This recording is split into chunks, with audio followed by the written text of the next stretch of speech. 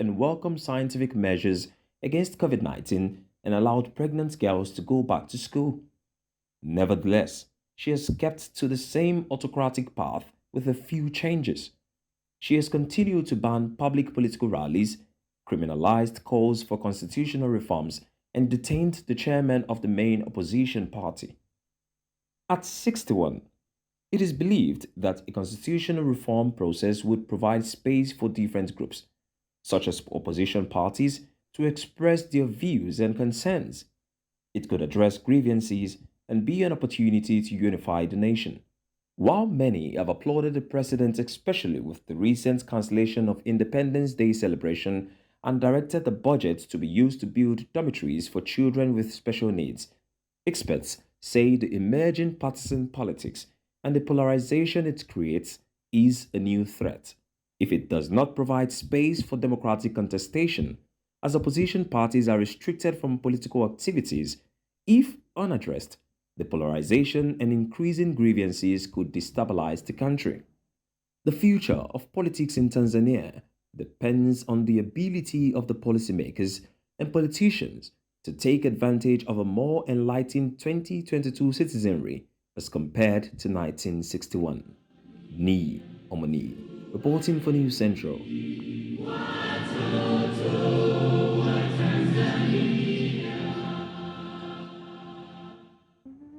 Thanks to Ni Omoni for that report. Politics, or rather Tanzania at 61, the journey so far.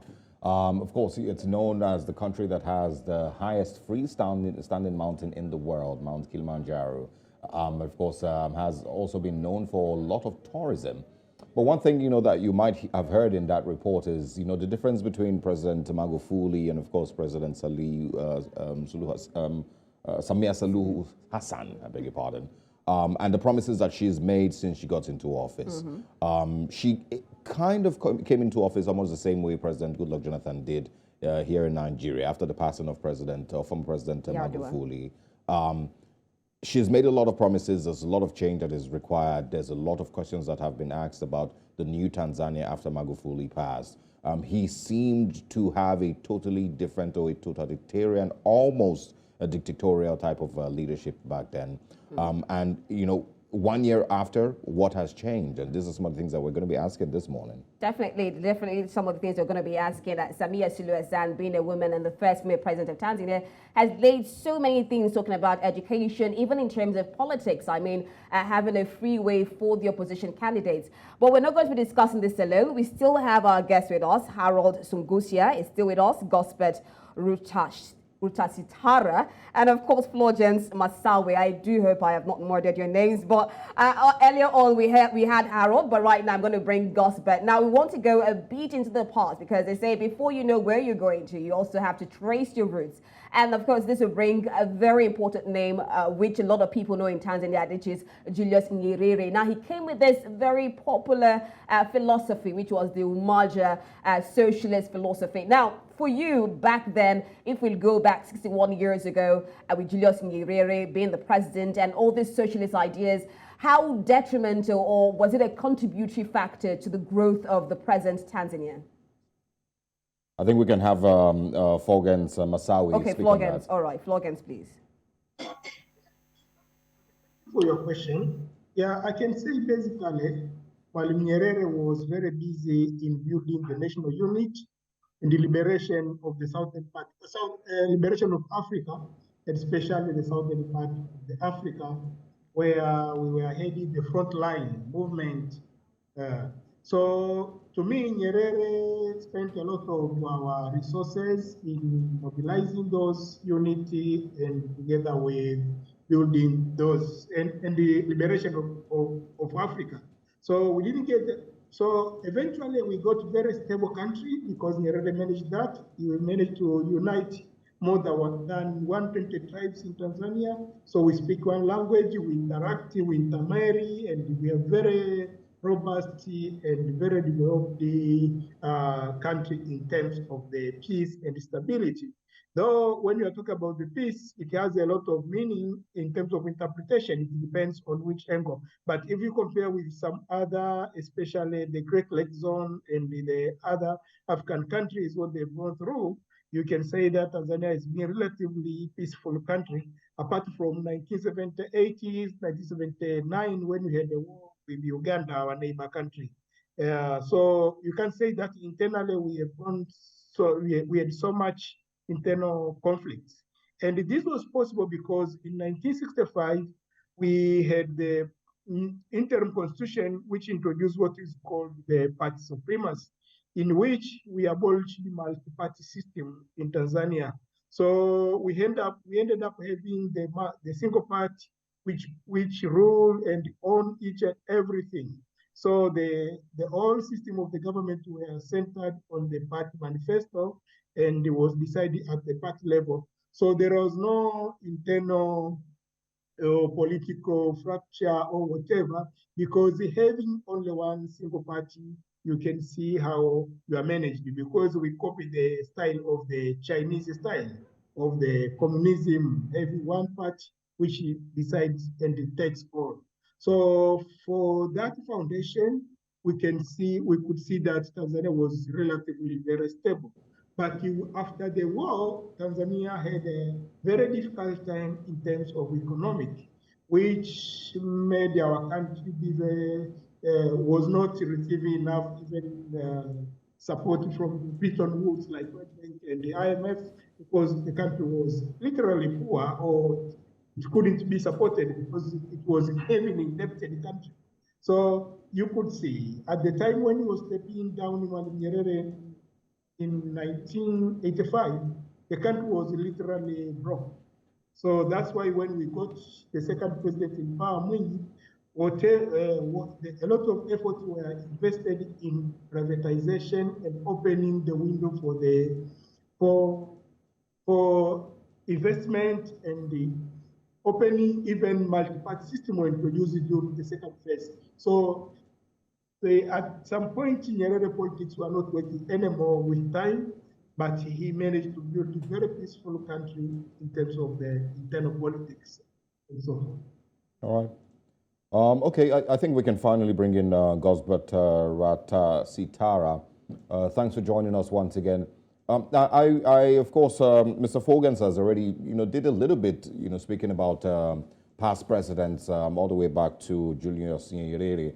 But I want you to share with me, if you look across all of Tanzania's presidents since Julius Nyerere, is there any of them, aside him, that you would say has been able to give Tanzania some level of, or significant level of growth that the country still benefits from till date?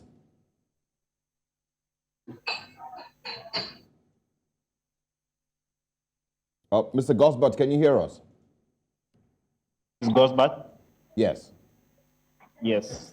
I'm very much pleased to be taking part in this event. If to make a comparison between all phases of presidents, I would say Magufuli has left a fingerprint. Because, for instance, if you are to look, for instance, at some of the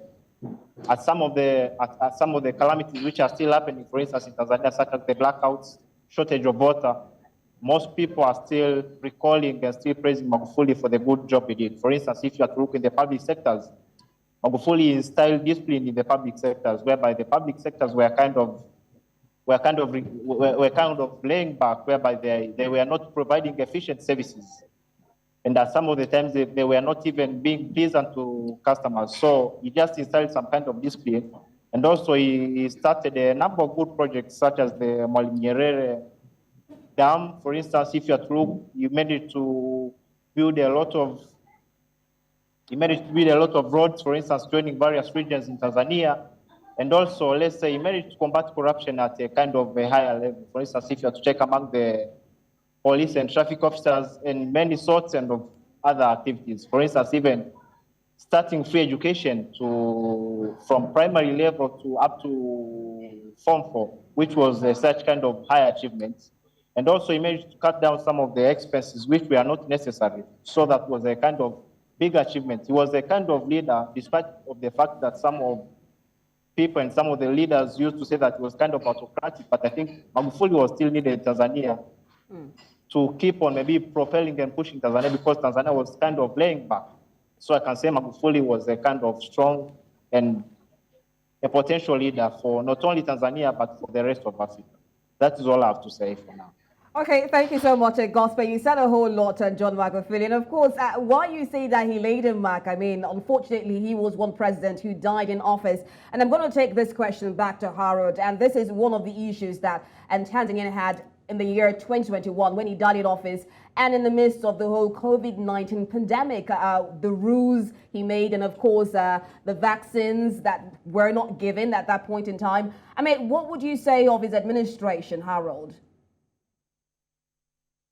Frankly speaking, I don't have a very good canon of judging everyone, but I was trying to list down every president and the legacy he left around. Nyerere left us with national unity and patriotism and liberation of Southern Africa. Mwinyi, President Mwinyi, the second president, left us with liberty and human rights and multi-party democracy.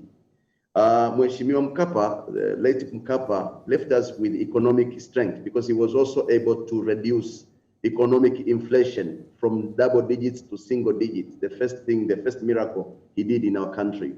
Kikwete left us with economic diplomacy and international acceptance. Honorable Magufuli left us with two big things: discipline in terms of the public sector discipline because of his authoritarian kind of doing things. And number two, infrastructure. He did a lot in terms of the infrastructure. So it is not very easy to kind of measure all of these different parameters in one scale and make a very, very sound judgment. And one thing that you should also know is that at times the economic progress and economic infrastructural development cannot be compromised by the liberty and rights of individuals. We should take them as together, because Mwalimu Nyerere also said in one of his books, Development and Freedom, he said, among other things, development is not development of infrastructure, it's actually development of the people themselves. And any development should be people-centered for it to be sustainable. So in terms of all of these presidents, everyone left a mark. There's a mark for everyone. But in terms of comparing, it is not easy to objectively compare the parameters or the variables that are not in the same line, because there are differences in terms of their different marks that they did. However, in terms of what we knew about what Magufuli did, for me as a human rights lawyer, Magufuli left a very big legacy to us in terms of letting us know that we have a very weak constitution than any other country in Africa, perhaps. That our constitution is nothing. Anybody can do anything regardless of what the constitution says. And still the people will not say anything or revolt or kind of protest. So this kind of thing is a message which, among other things, Magufuli gave us as a legacy, that most of the institutions that we think are strong, they are not that much strong. The kind of democratic infrastructure, like the political parties that we think we have multi-partyism, like what Massawe said, Magufuli was able to prove us wrong, that we don't have really multi-partyism. Supremacy of the political party is still at play.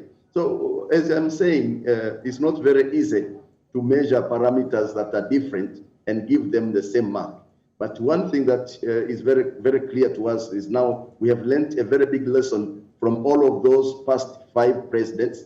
And perhaps Mama Samia now is going to do a very good work if given time. Perhaps, I don't know, if she wants to learn from the predecessors, perhaps she can learn from what Nyerere did. She has a point of reference from Nyerere, point of reference from Mwinyi, point of reference from Kapa, Kikwete, and Magufuli. And she's also able to do better, because if she needs to do it, because now she will know what were the weaknesses of all of those past presidents and what were the points of strength that she can leverage on that and move the country in another dimension at the higher level in terms of economic progress, social progress, human rights, and democracy.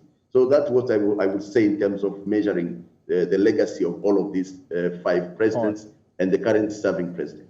Harold, just before I bring in Fulgence Massawe, Harold, I want you to, just clarify for us. When you say Magufuli showed you about the strength or weakness of your democracy and of your constitution, was this done intentionally or by his stronghold and similar abuse of rights of citizens to some extent? Is that how Tanzanians found out that their constitution and their democracy wasn't what they imagined that it was?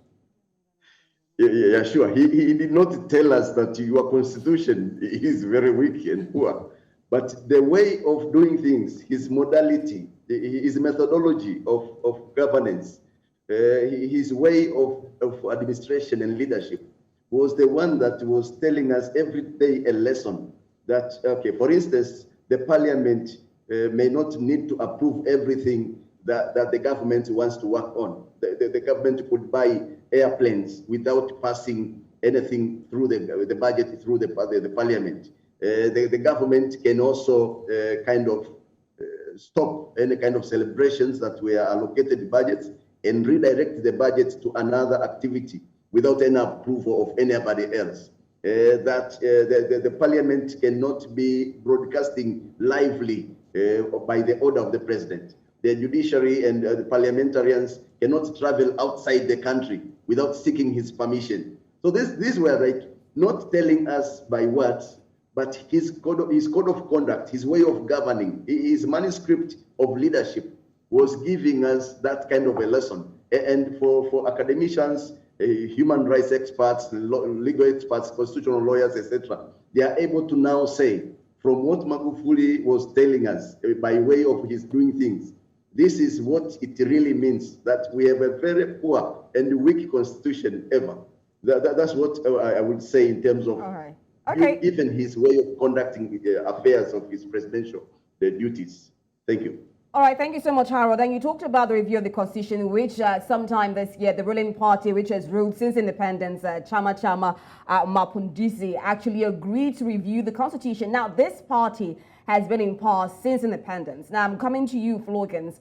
In Umwi brought about, or rather encouraged, multi-party system. Now, when you look at the democratic dispensation in Tanzania and with the emergence of Samia Suluhu Hassan, would you say that things have improved in the political terrain?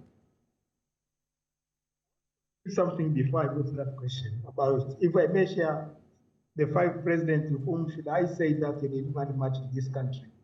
The numbers don't lie, and the institutional establishment does not lie. Mkapa is the master and is the father of this nation in terms of economic prosperity, structural establishment, and everything. We have Tanzania Revenue Authority, which was established by Benjamin Mkapa. So with Tanzania, we didn't have even the revenue sector institution. He's the one who established that. And with that Tanzania Revenue, he managed to collect all the revenue so that it can succumb our country from the poor economic situation. He also established number of the institutions which are for governance and check and balance, especially on the corruption and so forth. He established PCCP. So it is responsible for combating corruption. He also established TANROAD, Tanzania Road Agency, which was responsible to build infrastructure. And the Magufuli became popular because of all this structural adjustment which was made by Mkapa. Mkapa is the one who picked this country from nothing to something. So if you say to compare the 5 presidents in terms of the economic prosperity, infrastructure and everything, we can say Mkapa did all this. We used to go to some other region by passing to another country. I don't know, most of you don't know Tanzania, but traveling from Dar es Salaam where I am to the Great Lake Zone near around Lake Victoria. We used to go through Kenya and Uganda, so for us to travel in the one country. But it's Mkapa who established this standard to build all this infrastructure, where Magufuli got this popularity because of the minister responsible for infrastructure. So going back to the question which you asked me, of course we introduced multi-party system and the system of the law and the structures which are single party. So we cannot see any prosperity in terms of the democracy and the multi-party under the current constitution which we have. The president, who happened to be the chairperson of the ruling party, he has all the power. He appoints everyone. He appoints the chairman of the Electoral Commission and the commissioners. He appoints the head of police force. He appoints the head of the security agencies, everything. So having the president who is powerful like that, who can even dissolve the parliament in the country which you are saying that you have multi-party politics, it's not easy to see these young political parties are prospering. And the worst part is this. When we had a single party, everything was owned by the party, and the government had nothing literally. So when we introduced the multi-party system, the system took all over, took everything. You see all national standards, the stadiums, open space, conference centers, and everything, which we used to believe they belong to the government, but they're owned by the party. So the party took over everything. So the CCM is very strong party. In such a way, having a stronger party like that, the constitution which reflects the single party, it's very hard to say that we can have the meaningful multi-party politics or the meaningful democracy in the country. So that's why I'm saying that even if we can see those signs, the political will of the current president, Mama Samia, still institutions and the legal framework is not in favor of the multi-party politics in this country. And at the end of the day, if we are a very strong political party, even if the chairperson, who is the president, is willing to do all those reforms, at the end of the day, the party will have the last say. Because if they water down those things or those principles which the party has built, it means that they are putting themselves in danger of being voted out. So it's not easy for the political party, even if the chairperson, who is the president, is willing to do all those reforms, to effect them and to be meaningful at the end of the day without the party itself agreeing to those reforms. So to me, the party, this ruling party system is very strong, and our legal framework is still reflecting the single party system. So in terms of prosperity of multi-party and democracy, it's next to impossible. Sounds like a very, very tight spot for the country, and might even be, harder to make any changes. I'm gonna, end with Gosbert, Rutasitara. Let's have you, wrap up for us. But I want you to speak a little bit more on what Mr. Fulgence has just spoken about. Is there any way, that this can be fixed to give Tanzania maybe a different type of system, a different party to challenge the current ruling party that has been in power for, for what, decades now? And also, does Tanzania need a change of its constitution? Is that also possible? Is that likely to happen anytime soon? Hello? Yes, go ahead, Mr. Fulgence. Yes. Okay. No, this is Gosbert. Should I go ahead? Yes, go ahead. Go on. Okay, maybe like on what you just tackled on the issue of the constitution, I don't think that if it's a high time for Tanzania to have a high demand of a constitution, because we have been having such a constitution over 61 years now. I think we need to focus mainly on the exploitation of our natural resources, maybe of which will be able to create employment opportunities to young people. And also from there, that will at least maybe decrease the dependence on foreign aids. So on the issue of the constitution, I don't think if it's a high time for Tanzania to keep on claiming and shouting on the constitution. I don't think if the world constitution has got some problems, but on what I think upon, I think is that some amendments need to be made. That is all I have to hint upon.